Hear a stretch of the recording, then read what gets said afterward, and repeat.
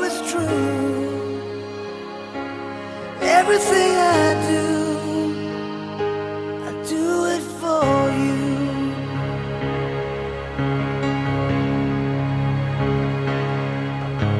Karma, this word means action. Every time you act, there will be a equal and opposite reaction. You will be held accountable and must experience the fruits of all action. Much of our own unhappiness is the result of choices that we have made and actions that we have taken, or how we have chosen to react to things that come to us almost uninvited. From the ancient Vedic teachings, and also in Buddhism and many other the dharmic spiritual teachings, the big bummer about karma is that it binds you to the material world. All of the dharmic traditions accept that reincarnation or transmigration of the soul is a reality. And while a person is engaging in material activity and cultivating material desire, whether you like it or not, you will be forced to take birth again and again and again. And that was considered very unfortunate, not a good move at all. So then the big question became, well, how do we avoid karmic reaction? How do we avoid being bound to this world? And when we talk about karmic reaction, it can be good or it can be bad, considered desirable or considered undesirable. In the point of view of the transcendentalist, all of it was undesirable.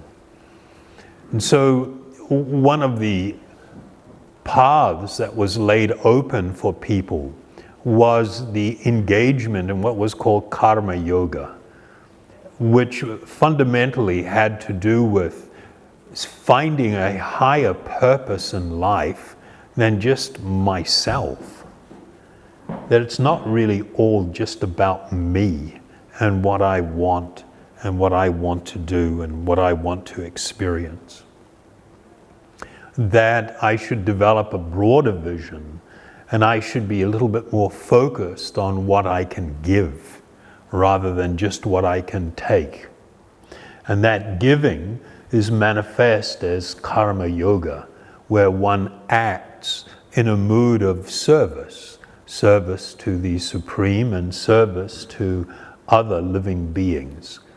And once we begin to go down this path, even if you choose not, you say, okay, I don't believe in karma, I don't believe in all this stuff. Well, that's okay, that's your choice. You can believe or not believe whatever you wish. But if you do take up this prescription, it will actually make your life better. Your life will automatically, it's scientifically proven, that when you act more selflessly, when you are more kind, when you are more compassionate, when you seek to do good for others, you will automatically begin to feel a greater sense of purpose. Your heart will become lighter. Your mind will be less distressed. You will actually become a much, not just a little bit, a much happier person by heading down this pathway. So today, I'm going to just talk about the full meaning of transcending karma. How to live a life where we don't engage in any work that brings a good or bad result that binds us to this world. In ancient times, the practice of what's known as Ashtanga Yoga. Ashtanga Yoga is not a type of Hatha Yoga. Ashtanga Yoga was a whole lifestyle and a commitment to a path of actual mysticism where one manifests tremendous restraint and completely withdrew from the world and did not engage in any unnecessary activity, lived an incredibly frugal and humble life, ate very little, and spent their time in deep meditative practices.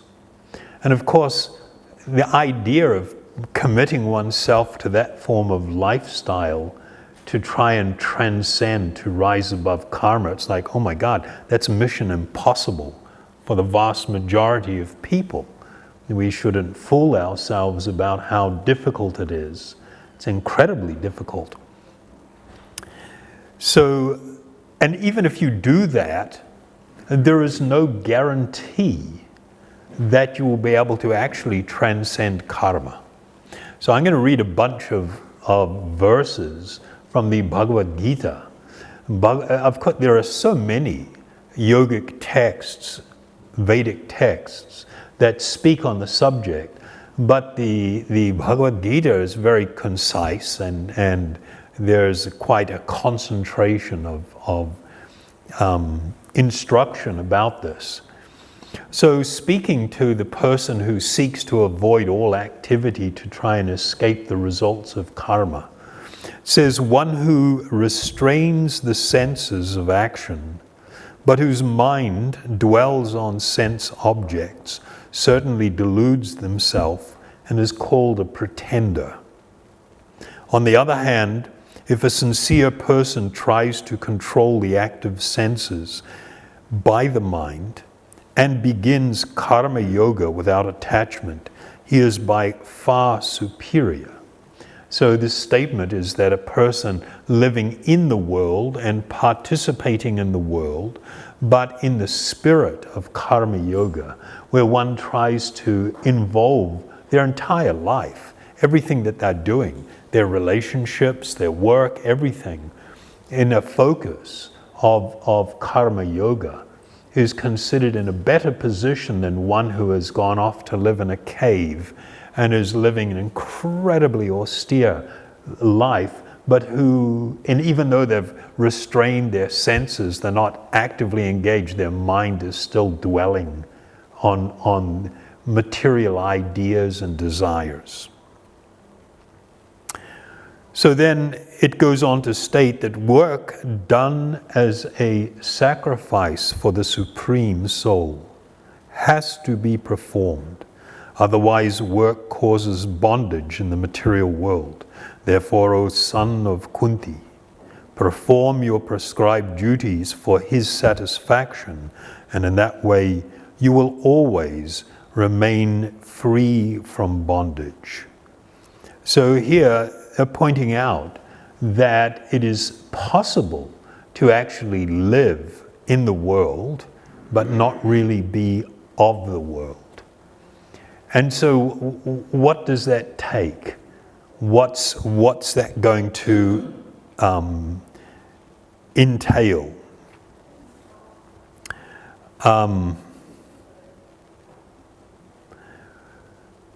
There are later verses that state, one who neither hates nor desires the fruits of his activities is known to be always renounced, and such a person, free from all dualities, easily overcomes material bondage and is completely liberated, O mighty-armed Arjuna.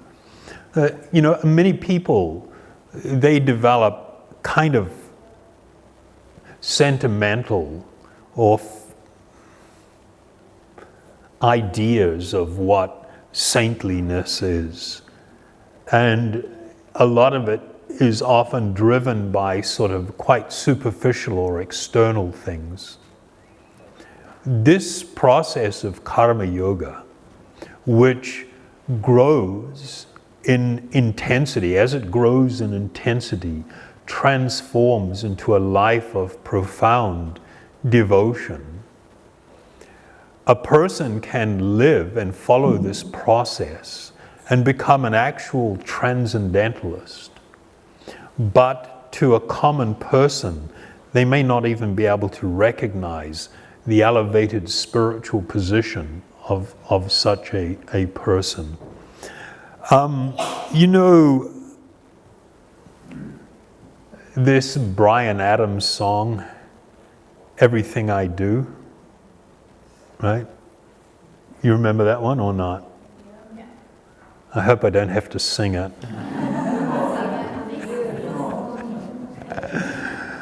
I mean, that was, when that came out, that became a massive hit all over the world. In 17 countries, it became the #1 hit song. And everybody was singing it, everybody was playing it, everybody was into it. Every move you make as it goes on, and it basically comes to the refrain, everything I do it for you. Why were people drawn or attracted to this song? What was the message that touched people's hearts and made it so that they really wanted to hear this? What was the message that really inspired people and lit up their life for a few moments when they heard it? What was it? What's being promoted? Huh? Devotion. I got love and I got service, yeah. I mean, it was a very ideal form of love that was being spoken of. An ideal that is actually aspirational. People aspire, they wish that they could experience such a love. It's not just, you know, when he's saying everything I do it for you. A person hearing that and thinking, oh, if only somebody would relate to me like that. It's not really that somebody is desiring, oh, I wish somebody would become my slave and, you know, wait on me hand and foot and be my little object of desire that I can exploit anytime I want. No, that's too gross, that's crass. It's the idea that I can be so loved. The desire that I can be so loved. But at the same time, when we hear the message, the idea that somebody can be so devoted, so utterly devoted to someone, that they live for that person, that their only desire is to please that person, their only wish is to see that person happy, to do everything that they can for them, to dedicate one's whole life. So we're in a bit of a tough situation. People have really veered away from religion and religious sentiment. But at the same time, they have this, what's actually a spiritual idea that draws everyone. And if somebody sings about these ideas, they become multimillionaires. Everybody throws money at them and everybody listens to it and they snuggle up and, you know, oh, it's so nice. And actually, this is the key. This is the key to transcending karma, to rising above material existence, is to be able to live a life of profound and humble devotion and dedication, to grow in this mood of humble service, of great kindness, of tremendous compassion. This is the yoga process that offers one the highest possible spiritual experience. If one wants to actually come to be fully self-realized, I must come to realize my essence, the very nature of the soul or myself. I must come to know my eternal position, where I fit in relation to other living beings. And if there is a supreme being, where I fit in relation to that and in relation to the material world.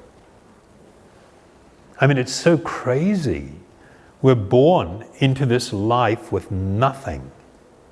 And we spend all our life trying so hard to accumulate and gather things to us and to build a safe place where I'm protected and I got my stuff, only to have it all ripped away from you involuntarily by force. Everything is removed. And it's like, why do we, and from the Vedic perspective, it's like lifetime after lifetime, you do the same thing over and over and over again, seeking happiness, seeking shelter, seeking love, seeking protection, always in the wrong place. If I want to come to realize my essence, my position, and what is my natural function, what is the natural expression of the transcendent being residing within each body, you and I, what is the most natural, what is our natural function?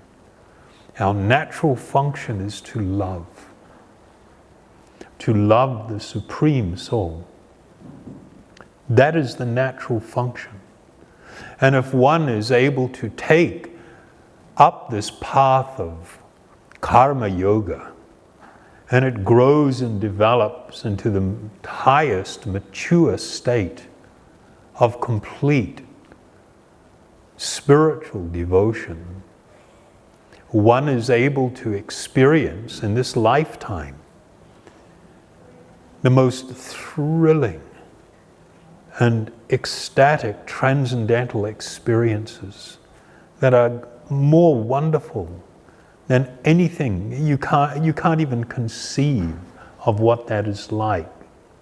There is nothing, no experience in this world that can compare to the unlimited happiness, the overflowing of great and transcendental love that becomes possible.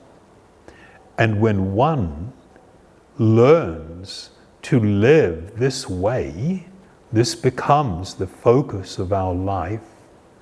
One is able to live within this world and carry out activities, but because there is a higher purpose for my life and why I am doing everything, everything is done as an offering. Everything I do it for you. I do it for the Supreme Soul. The Bhagavad Gita contains this message. This is the actual conclusion. And it is a path of the most extraordinary and wonderful of all yogic practices and experience. So the instruction is given that if one offers me with love and devotion even a leaf or a flower or fruit or water, I will accept it. O son of Kunti, all that you do, all that you eat, and all that you offer and give away, as well as all austerities that you may perform, everything should be done as an offering unto me. And in this way you will be freed from the bondage to work and its auspicious or inauspicious results. With your mind fixed on me and this principle of renunciation, you will be liberated and come to me. So there's like two possibilities of transcending karma from the yogic perspective. This is your choice. You either engage in karmic activity, fruitive work, and become bound by the results, good and bad, lifetime after lifetime, or you come to the point of not engaging any karmic activity. And if you choose that, then you've only got two choices. One is to live a life of tremendous renunciation, full absorption in meditative practices, a life of tremendous holiness. Or you can choose the path of karma yoga. That's the options. I don't know how that sits with people. Some people just like, whoa, you mean that's it? Yeah, that's it. And people just have these, materialistic ideas that if I choose this path, if I go down this thing, then it's just going to be like a life of emptiness and austerity and not being able to do all the stuff I want and everything. No, it's nothing like that. The spiritual path is a path of unlimited happiness. These instructions are given, and I'm speaking to you quite directly about these subjects because it is in your interest, if you want to taste true and limitless transcendental love and happiness, Ananda, then this is the only way. This is the only way. One must take to the spiritual path. One must engage in the spiritual process. One must adopt a life of great spiritual purpose. Okay? Was that a bit full on or what? Or it's okay? That's the reality. It's unfortunate that, and one of the things we read, last week was how in the modern world, we've been led, unfortunately, down some pretty dark alleyways. I mean, there's this new report out that in the last 10 years, no less, 7 years, the rise in the Western world, the rise in suicide amongst young people has gone up like 57%. It's just this massive jump. We're consuming, they've estimated that between 2007 and 2017, 10 years, the cost of mental health in the world is $16 trillion has been spent on mind-altering substances and consultation with mental health so-called experts. And everything's just getting more crappy. It's just increasing, and it's just like so sad. It's just like so sad. There is a need for us to be incredibly realistic and to be quite critical of what it is that we take on board. And if I have it here, yeah, from that website I mentioned from these UK professionals, sociologists and psychologists, they just stated 4 fundamental realities. And one of them was self-centered individualism is not the route to happiness. Self-centered individualism is not the route to happiness. Helping others is, of course, good for their happiness, but it also makes us ourselves happier and healthier. Giving connects us together, provides us with a sense of meaning, and makes us more accepting of ourselves and others. You know, these are just fundamental scientific truths. But unfortunately, the overwhelming messaging that we're getting through advertising and through Facebook and Twitter and Instagram and WhatsApp, it's just, this is the messaging. Self-centered individualism. It's all about taking. It's not about giving. It is our spiritual nature to be a giver and not a taker. And that is why when we align our life, even with some of the very simple fundamental practices associated with karma yoga, we feel so much better. We feel so much better. Everything becomes better. And that is only a tiny drop of a vast ocean of happiness that is available to you and to I, to everyone. Okay? That's it. Thank you very much.